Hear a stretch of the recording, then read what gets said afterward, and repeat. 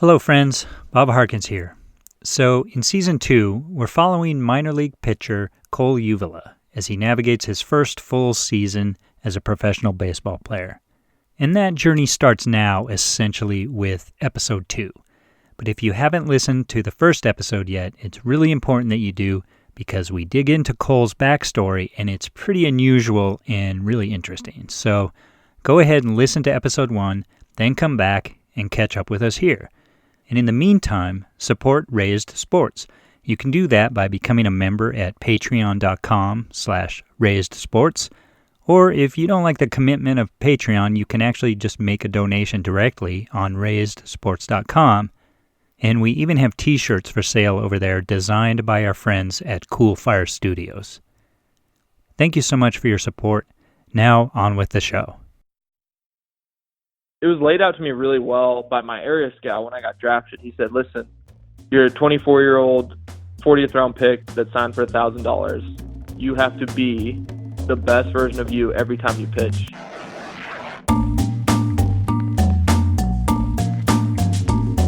Every young baseball player dreams of taking the field in the major leagues. But even the best find out quickly that it takes more than dreaming to get there. It takes talent, hard work, and even a little bit of luck. There's times where I've, kind of had things planned in my head and expected them to go a certain way, and they normally don't. Welcome to Season 2 of the Razed Sports Podcast, in which we'll go deep into the minor leagues and follow a prospect as he works towards what he hopes will be a shot at the big leagues. The organization's going to test me, and if I can hold up, then great. If not, then they'll find somebody else, and that's kind of the nature of the business. He'll endure long bus trips and short paychecks. He'll tinker with his game as the competition gets tougher, and he'll battle through the aches and pains that come with a long season. It's just part of the game. I mean, playing a little bit banged up. I mean, you're never going to feel 100%, in a 140-game season. And along the way, he'll constantly look for any edge to improve his game, to impress, to find a way to advance up the minor league ladder.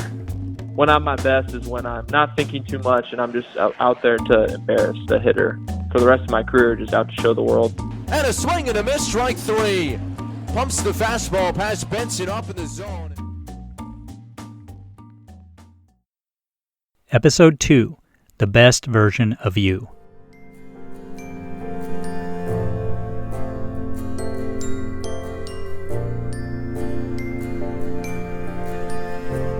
Drafted as a 24-year-old, Cole Uvila knew that he had to start his professional baseball career well to have a chance to stick around. Most pro players his age already had at least a couple of seasons under their belt, and since the Texas Rangers had invested only a $1,000 signing bonus in him and his surgically repaired right arm, they probably weren't going to have a ton of patience. Cole would get a chance, a legitimate chance, but he knew that his leash wouldn't be that long.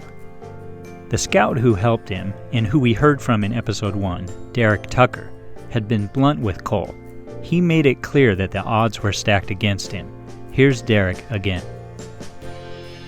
It wasn't an easy guy to take. Obviously, he was 24, 25 years old around the draft time with one surgery already, and he was at a small NAIA school.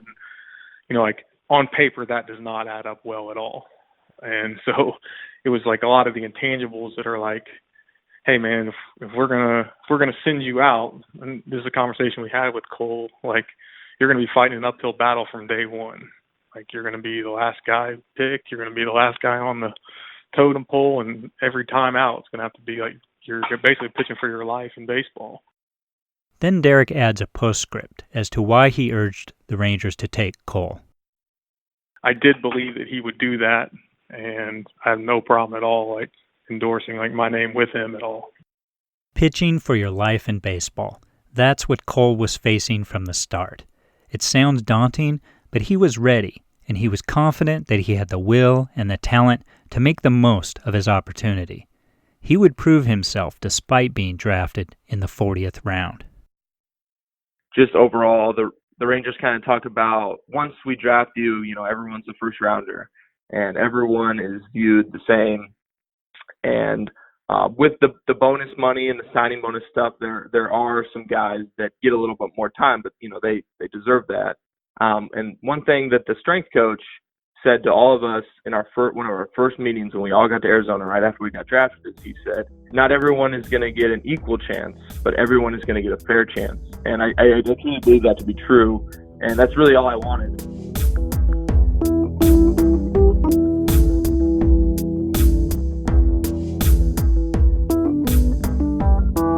Cole's first taste of pro ball went really well.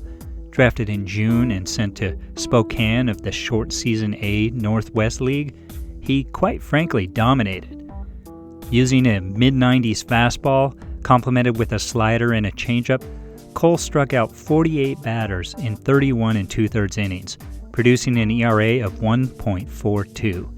He had passed his first test, but it was just the beginning. So as Cole prepped for the 2019 season, he figured the Rangers would be aggressive in challenging him, and that's what he wished for, in fact. He guessed he would be sent to one of two places, both of them in North Carolina, the Hickory Crawdads or the Down East Wood Ducks.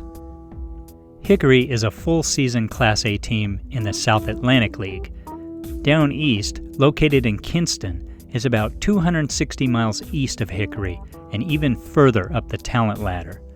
It's an advanced A team in the Carolina League, and its players are a little bit more seasoned, a little bit more wise to the ins and outs of pro baseball. But before Cole found out where he'd go, he had to go to Surprise, Arizona, to participate in the Rangers minor league spring training camp. And while he had mixed results there, he came away viewing it as a great experience overall. It was cool, spring training, kind of, it was up and down. I had some bad outings and some good outings, and kind of, there was some indication that I was probably headed to Hickory, which was the next level above Spokane, where I was at in 2018. Cole had already showed in Spokane that he had a top-notch fastball, not only thrown hard, but with plenty of backspin, resisting gravity, almost appearing to hitters like it rises. When the young batters of the Northwest League geared up to try to hit it, he'd leave them flailing at the occasional off-speed pitch. But Rangers coaches told him that his other pitches were not good enough, not consistent enough. He had a slider that he threw in the mid-80s, and it comes in looking like a fastball, but then it breaks away from right-handed hitters and into lefties. He occasionally threw a curveball, high 70s, a looping pitch that breaks from 12 to 6 if you're looking at the face of a clock. And he had a changeup, a deceptive pitch that has the look of a fastball, but it comes in about 10 miles per hour slower, messing with the hitter's timing. But Cole lacked the sharpness and command of those pitches, and the Rangers wanted to see him not only improve them, but to control them better before they advanced him too far within their system. So because of all this, they decided to send him to Hickory, with the promise that if he showed them the results they wanted to see, they'd move him up. And, I went there, and the pitching coach kind of sat me down and was like, breaking ball development is what we're going to focus on. And, I think, if you start, landing a consistent breaking ball, you could get out of here pretty quick. Cole liked the sound of pretty quick, so he joined the Hickory Crawdads with confidence. He'd accepted the challenge from Tucker and from the Rangers, and he was ready to show them as much. He'd fine-tune his breaking pitches and prepare to hold them to their word. That was the plan. Privately, Cole decided his goal was to be in Down East by the All-Star break in mid-June. Just entering his first full season as a pro, he could feel the clock ticking, and he wanted to press the issue.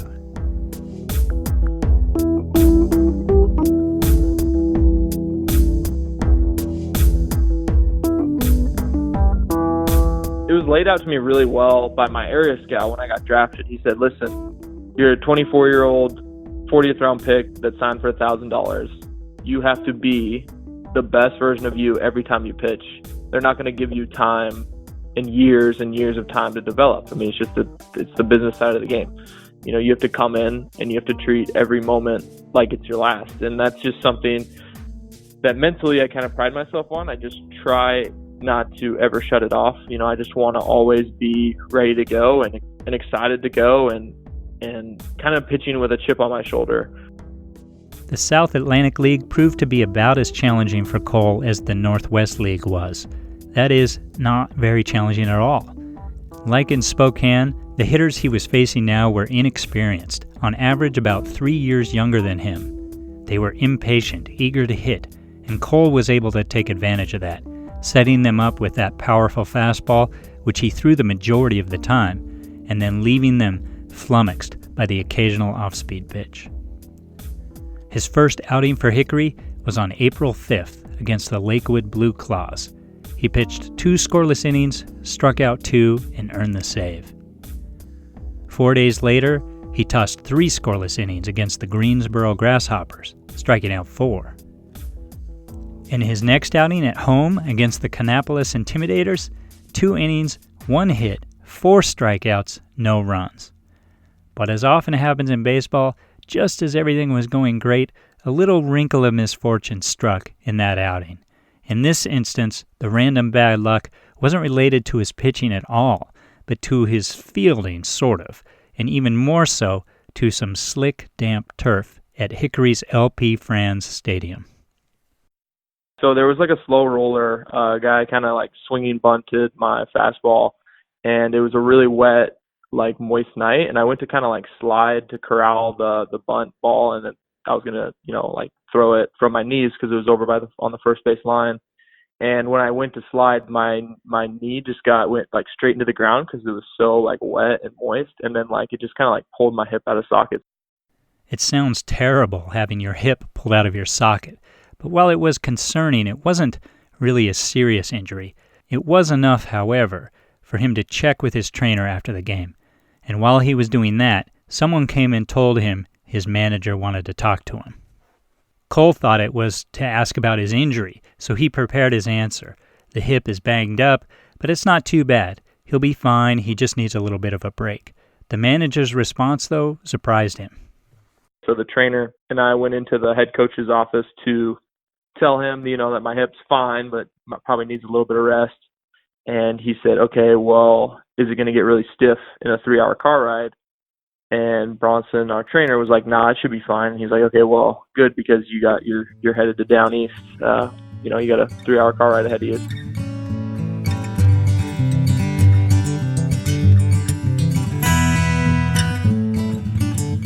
The Hickory Crawdads had opened their season on April 4th.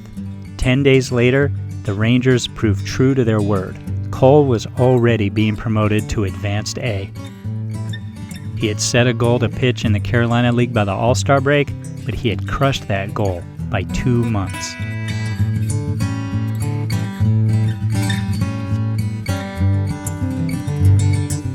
Obviously, being promoted was a huge thrill for Cole, but there were also some immediate challenges to deal with, and we're talking about things much more mundane than blowing away professional hitters with blazing fastballs. Cole had to prepare for a new level of competition.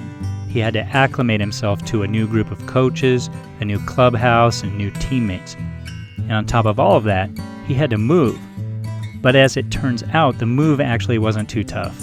Major League Baseball teams are always doing this. They're always shuffling players through their minor league system, so they know how to do it. The Rangers are no exception. I got an apartment, I was on a lease, I had roommates, I had a bed, and then I just left. But the Rangers, kind of a theme with, anything I'll say about the Rangers is they just take like unbelievable care of us, and they basically refunded me for all my expenses. They refunded me for my bed, my groceries, and my rent in Hickory. So it was kind of an easy transition. And then we found an apartment, in North Carolina, a little bit farther down the road though. Another thing the Rangers did that made things easier for Cole, they promoted his friend and roommate Jake Latz, a pitcher who he had played with in both Spokane and Hickory at the same time. That's why he said we found an apartment. The pair had gone from Hickory to Down East as sort of a package deal. So the details of moving were relatively painless, but he still had to get there. And to join his new team, he wouldn't be going to Kinston after all, at least not at first. Before that, he had to catch up with the Wood Ducks on the road in Virginia, where they were taking on the Salem Red Sox. So Cole caught a flight to Roanoke, then took a quick Uber over to Haley Toyota Field to walk into the Down East clubhouse for the first time. Once there, Cole found a welcoming environment, and there were some familiar faces on hand. Manager Corey Ragsdale, pitching coach Steve Mintz, and the rest of the staff he had gotten to know during spring training in Arizona. I was very quickly welcomed into the bullpen, a bunch of really good guys out in the bullpen and Down East. And then, the coaches, which I've known and worked with in spring training. I was actually in the Down East working group in spring training, so I was with those coaches and those players throughout spring training. They break you off into working groups, and so I was in the Down East group. So, I had some familiar faces, and they did a really good job of just making me feel no different than I did in Hickory.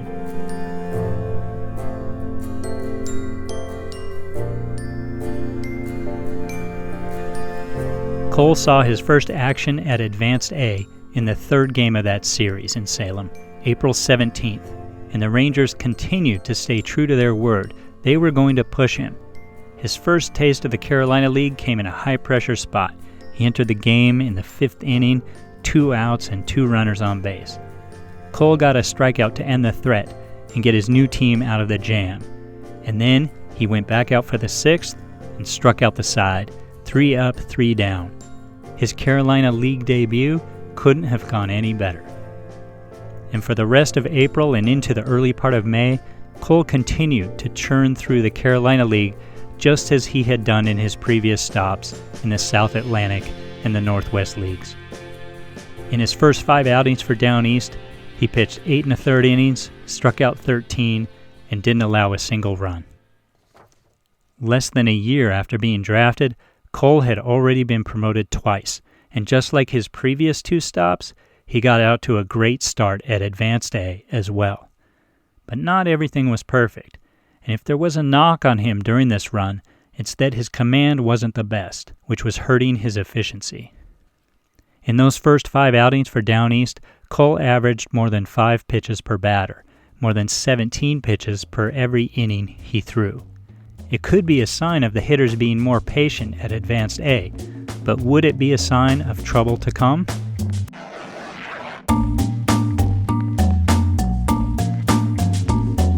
Thank you for listening to the Razed Sports Podcast. This episode was written and produced by me, Bob Harkins. Music credits go to Jazar, Kevin MacLeod, and Jason Shaw, and the theme song comes from DL Sounds. Special thanks once again to Cole Uvila for letting me follow his journey through the 2019 season, and to Derek Tucker as well for his comments in this episode. Stay tuned for episode 3, in which Cole finds out that the hitters in the Carolina League are better than he anticipated, and much tougher than anything he has faced before. The batters are much more disciplined. They have a little bit more of an approach. There's a lot of free swingers. The younger the guys get, they're a little bit more free swingers.